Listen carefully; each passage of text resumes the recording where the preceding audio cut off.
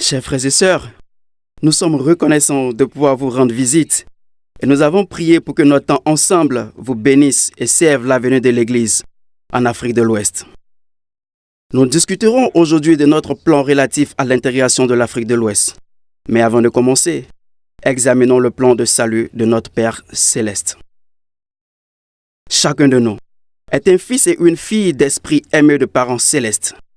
Avant la création de ce monde, notre Père céleste a mis en place son plan selon lequel nous pourrions recevoir le plus grand de tous les dons de Dieu, la vie éternelle. La vie éternelle est la vie de Dieu. Et recevoir la vie éternelle, c'est devenir comme lui et vivre le genre de vie que Dieu vit. Afin de recevoir le plus grand de tous les dons, la terre a été créée pour nous permettre de grandir et de progresser en obtenant un corps physique, en acquérant de l'expérience, en vivant par la foi et en utilisant notre libre arbitre afin d'opter pour le bien. Adam et Ève ont été placés sur la terre et ont sagement choisi de tomber de la présence de Dieu afin que les enfants de notre Père céleste puissent entrer dans cette existence mortelle sur la terre. Sachant que nous pécherions et ferions des erreurs pendant que nous étions sur la terre, notre Père céleste a donné son Fils Jésus-Christ pour nous sauver de la mort et nous racheter des conséquences du péché. Le Sauveur a souffert pour nos péchés afin que la justice soit satisfaite et qu'il puisse réclamer la miséricorde de la part de ceux qui exercent leur foi en lui jusqu'à la repentance. À cause de l'expiation et de la résurrection de Jésus-Christ, lorsque notre vie mortelle s'achèvera, nous nous tiendrons devant le Sauveur pour être jugés de nos œuvres. Si nous avons fait le nécessaire pour recevoir les bénédictions offertes par l'expiation du Sauveur, nous serons retrouvés sans tache et sans faute, et nous recevrons la vie éternelle. La seule façon de recevoir ces bénédictions est de mettre en pratique la doctrine de Christ dans notre vie. Nous devons exercer notre foi en Christ pour nous repentir, être baptisés, recevoir le don du Saint-Esprit et persévérer jusqu'à la fin en recevant toutes les ordonnances essentielles de la prêtrise et le respect des alliances associées, ce qui implique d'obéir à tous les commandements de Dieu.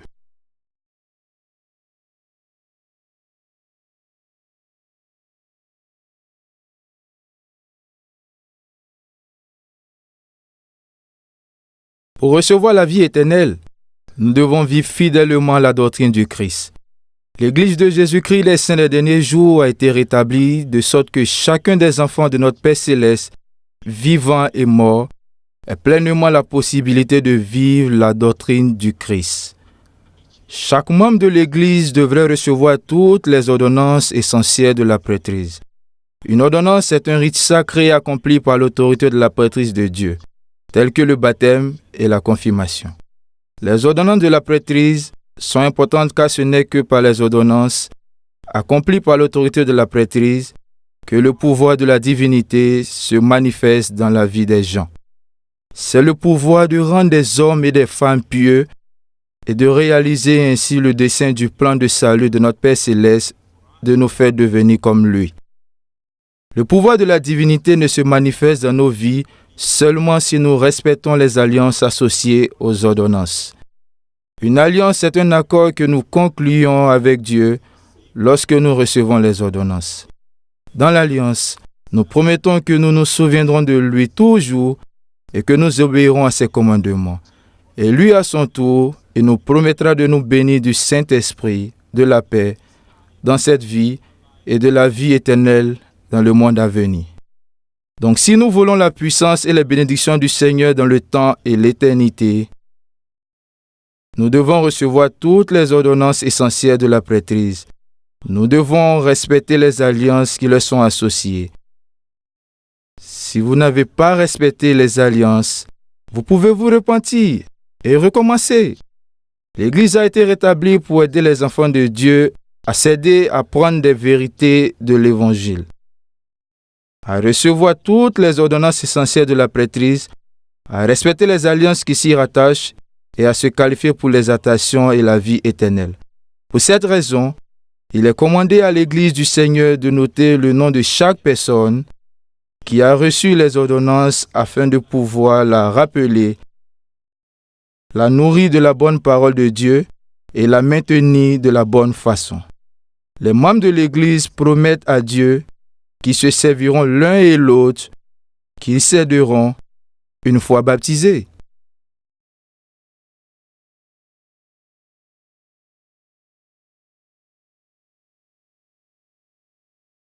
Notre plan de l'interrégion de l'Afrique de l'Ouest est conçu pour nous aider en tant qu'individus, familles et membres de l'Église de Jésus-Christ des Saints des Derniers Jours de rendre le service pastoral à chaque membre ainsi qu'aux non-membres afin d'encourager chaque personne à apprendre l'Évangile, recevoir toutes les ordonnances salvatrices essentielles de la prêtrise, à garder les alliances associées et à se qualifier pour les attractions et à vie éternelle. Le plan de l'interrégion de l'Afrique de l'Ouest met l'accent sur 3 points principaux. Accroître notre foi en Christ, participer aux ordonnances de la prêtrise et respecter les alliances associées et renforcer la génération montante. Nous avons des invitations spécifiques pour vous. Premièrement, afin d'aider chaque membre à augmenter sa foi en Christ, nous invitons chaque membre de l'Église à faire 3 choses. Priez tous les jours et lire quotidiennement dans le livre de Mormon, seul et avec votre famille, vivre la loi de la dîme et obtenir et utiliser une recommandation valide à l'usage du temple. Ces invitations sont importantes car c'est en connaissant et en vivant la parole de Dieu que la foi grandit. Le respect des commandements lors des sacrifices personnels tels que le respect de la loi de la dîme nous aide à connaître le Seigneur lorsque nous voyons sa main se manifester dans nos vies. Et avoir une recommandation au temple vous aidera à mettre votre vie en ordre afin que vous puissiez recevoir toutes les bénédictions que notre Père Céleste désire pour vous donner.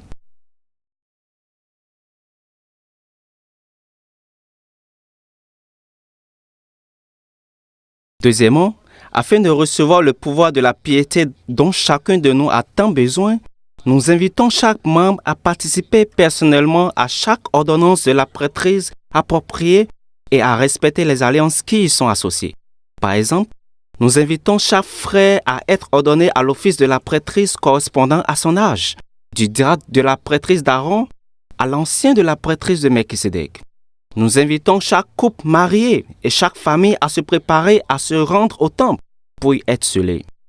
Nous invitons chacun de vous à rechercher l'histoire de votre famille, à apporter un nom au temple et à accomplir les ordonnances par procuration pour soi-même cette année. Nous invitons chaque membre à assister à la réunion de la Sainte Seine et à prendre la Sainte Seine chaque semaine. Nous vous invitons à tenir les promesses, les alliances, associées aux ordonnances de vous souvenir du Sauveur toujours, de vous servir les uns les autres et de respecter les commandements de Dieu.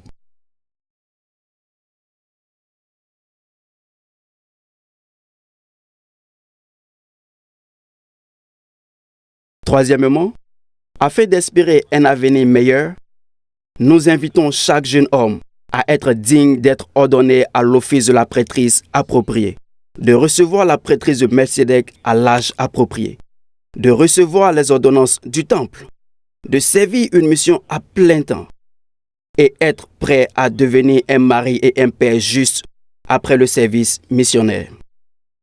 Nous invitons chaque jeune fille à être digne de recevoir les ordonnances sacrées, de respecter les alliances qui leur sont associées, de remplir une mission à plein temps si elle le souhaite et de se préparer à devenir une épouse et une mère juste au moment opportun. Et nous invitons les évêques, les membres des conseils de paroisse et d'autres à s'unir pour faire en sorte que cela se produise pour chaque jeune homme et chaque jeune femme. Le centre de force de l'Église est une famille où le père et la mère s'aiment et aiment leurs enfants et où leur apprennent à comprendre la doctrine de la foi, du repentir, du baptême, du don du Saint-Esprit et d'une persévérance extrême. C'est l'endroit et le moyen le plus important de renforcer la génération montante. Le deuxième moyen le plus important de renforcer la génération montante consiste pour l'épiscopat à exercer son service pastoral auprès des jeunes et de leurs familles. Cela signifie que les membres de l'épiscopat se rendent chez eux et les membres de l'épiscopat interviewront régulièrement les jeunes. Ce qui signifie également que le conseil de paroisse, les frères et sœurs du service pastoral, les collèges de la prêtrise d'Aaron et les classes des jeunes femmes s'unissent et coordonnent leurs efforts pour servir et fortifier les familles, des enfants et des jeunes, ainsi que les jeunes eux-mêmes. Ils sont notre avenir.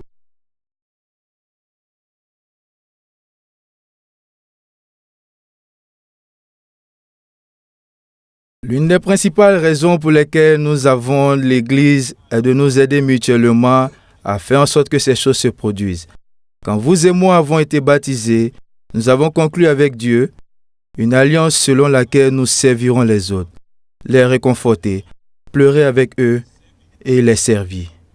Et le président Russell M. Nelson nous a invités à le faire avec une approche plus nouvelle et plus saine de prendre soin et de rendre le service pastoral aux autres.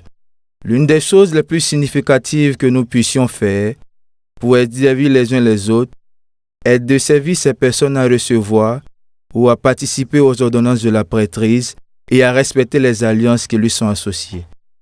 Le Seigneur nous a donné 2 outils très importants pour le faire et il s'attend que nous les utilisions. Ces outils importants sont les suivants. 1. Le principe du service pastoral de 1.1 et 2. Les conseils. Le Seigneur nous a donné un principe fondamental sur la manière d'édifier son Église quand il a ordonné.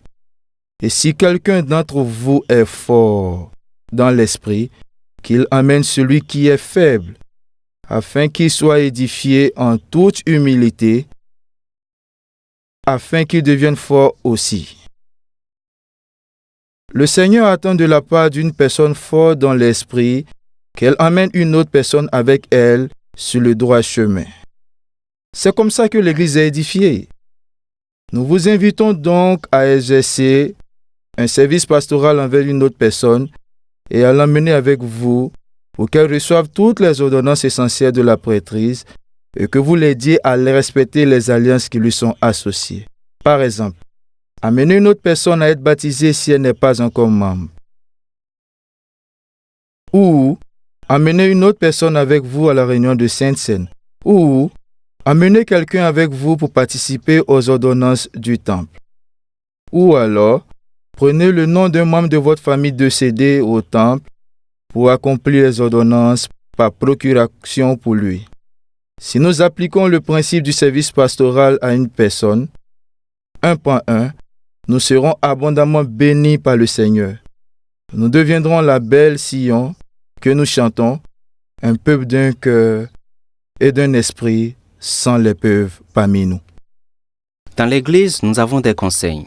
Le conseil de famille, le conseil de paroisse, le conseil de présidence de classe ou de collège, l'épiscopat, le grand conseil, la présidence de pieux et même l'entretien du service pastoral. Tous sont des conseils. Nos conseils sont le lieu où nous coordonnons nos efforts en tant qu'Église pour recevoir la révélation dont nous avons besoin pour nous servir les uns les autres, afin que celui qui est fort dans l'esprit emmène avec lui celui qui est faible, afin qu'il soit édifié en toute humilité, qu'il puisse devenir fort aussi. Nous invitons donc chaque conseil de l'Église à examiner ensemble la question suivante dans la prière. Qui identifier un frère ou une sœur du service pastoral qui est fort dans l'esprit rendra le service pastoral à qui? Identifier quelqu'un qui a besoin d'être fortifié et l'amener sur le chemin de l'Évangile. Ensuite, les membres du conseil devraient s'écouter mutuellement et écouter l'esprit. Une fois que vous avez identifié les noms des frères et sœurs responsables qui sont forts dans l'esprit et ceux qui ont besoin de leur aide, les présidents du collège des anciens ainsi que les présidents de la société de secours doivent attribuer ces tâches. Qui prendra qui? Sous la direction de l'évêque. Ils doivent assigner un frère ou une sœur qui exerce le service pastoral pour aider celui à qui ils sont assignés à grandir dans la foi, participer à toutes les ordonnances essentielles de la prêtrise et respecter les alliances qui leur sont associées. L'entretien du service pastorel est une réunion importante du conseil. C'est ici qu'un membre de la présence du collège des anciens ou de la société de secours discute avec le frère ou la sœur qui exerce son service pastoral. Comment ils peuvent aider la personne à qui ils sont assignés et donne suite à l'une des invitations que nous vous avons adressées aujourd'hui. Par exemple, ils peuvent discuter de la question suivante. Comment le frère qui exerce le service pastoral va-t-il prendre celui qu'il aide à lire le livre de Mormon ou à prier tous les jours? Ou comment la sœur qui exerce le service pastoral prendra-t-elle celle qu'elle aide à la réunion de Sainte-Seine? Ou comment le frère qui exerce le service pastoral va-t-il prendre celui qu'il aide à se faire baptiser? Ou comment la sœur qui exerce le service pastoral va-t-elle prendre celle qu'elle aide à participer aux ordonnances du temple? Ou comment la sœur du service pastoral prendra celle qu'elle aide à rechercher les noms de famille et les amener au temple? Ou comment le frère encadreur va-t-il amener la famille et les jeunes qu'il aide à être préparés et dignes de servir une mission à plein temps? C'est la façon dont nous servons les uns les autres, comme notre prophète nous a invités à le faire. De cette façon, nous nous aiderons les uns les autres à recevoir toutes les ordonnances essentielles de la prêtrise et à respecter les alliances qui leur sont associées. Après tout, il nous est commandé de nous souvenir de chaque membre de l'Église par son nom, de l'alimenter avec la parole de Dieu et d'aider à garder chacun d'eux dans le droit chemin. De cette façon, nous nous exercerons le service pastoral et nous nous soulèverons les uns les autres. Je te soulève, tu me soulèves et nous monterons ensemble.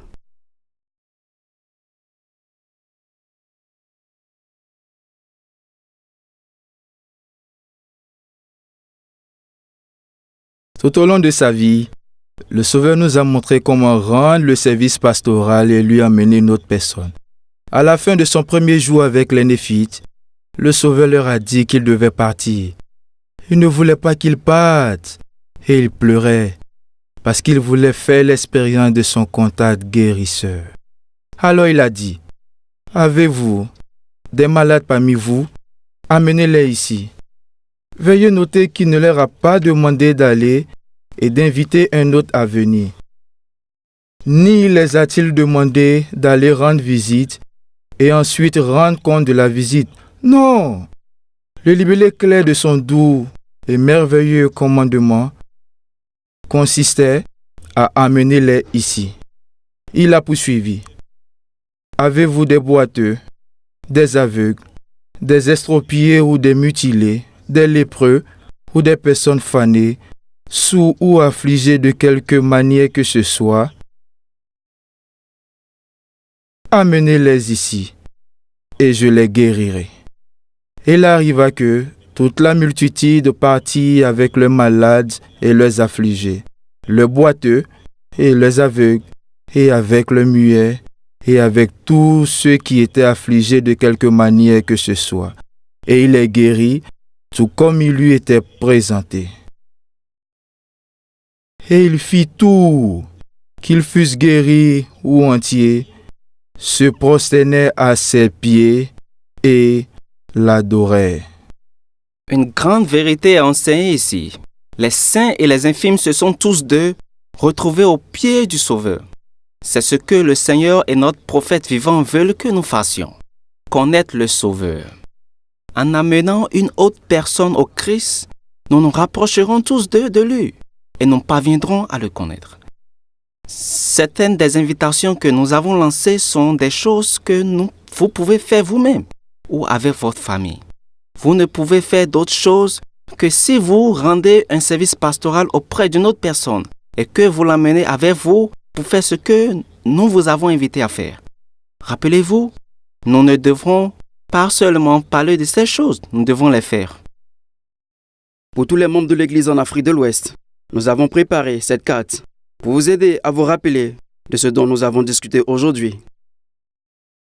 La carte nous rappelle que notre Père Céleste veut que nous retournions vers lui et que nous pouvons recevoir la force dont nous avons besoin en lisant le livre de Mormon et en priant quotidiennement. en amenant une autre personne avec nous à la réunion de Sainte-Seine, en respectant la loi de la dîme, en ayant une recommandation valide pour le temple et en l'utilisant pour participer aux ordonnances du temple. Pour tous les dirigeants, en particulier ceux qui siègent au conseil de paroisse et de pieux, nous avons préparé cette carte pour vous aider à vous rappeler et à appliquer ce dont nous avons discuté aujourd'hui. La carte nous rappelle que le Seigneur édifie son Église par le service pastoral d'un prend un, une personne au service d'une autre. En nous unissant pour faire ces choses en tant que peuple, nous nous acquitterons de la tâche du Seigneur. Si on doit croître en beauté et en sainteté, ces frontières doivent être élargies. Ces pieux doivent être renforcés. Oui, en vérité, je vous le dis, si on doit se lever et revêtir ces habits d'apparat. En d'autres termes, nous allons en tant que peuple d'Afrique de l'Ouest devenir un peuple fidèle, saint et intègre. Trouver et rassembler Israël. Cultiver des familles fortes et des pieux forts